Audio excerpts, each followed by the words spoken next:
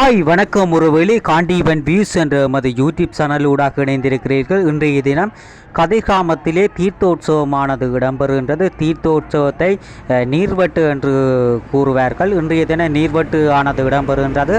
அது தொடர்பான காணொளிகளை நீங்கள் பார்வையிடுவோம் பாருங்கள்.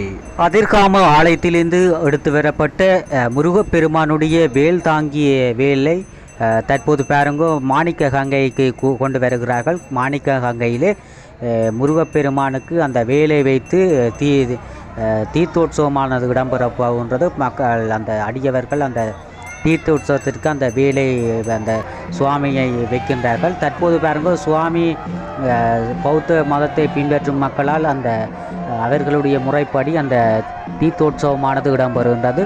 தீர்த்தோற்சவத்தை அந்த பெருந்திரான அடியவர்கள் சிங்கள மக்கள் புடைசூழ அந்த அவர்களுடைய சிலை அந்த உருவத்தை மறைத்து மக்கள் பார்க்காத வகையில் அந்த தீர்த்தோற்சவம் ஆடுவதற்காக கொண்டு சென்று கொண்டிருக்கிறார்கள்.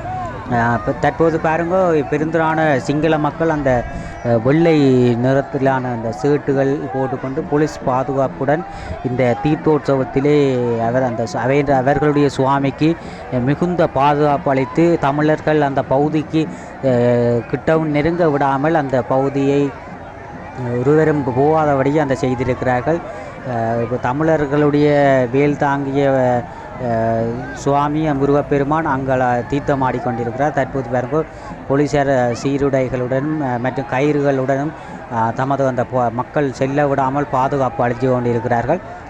அந்த காணொளிகளை தான் நீங்கள் தொடர்ந்து பார்க்க போகிறீர்கள் பாருங்கள். அது தொடர்பான காணொளிகளை பார்வையிடுவோம் பாருங்கள்.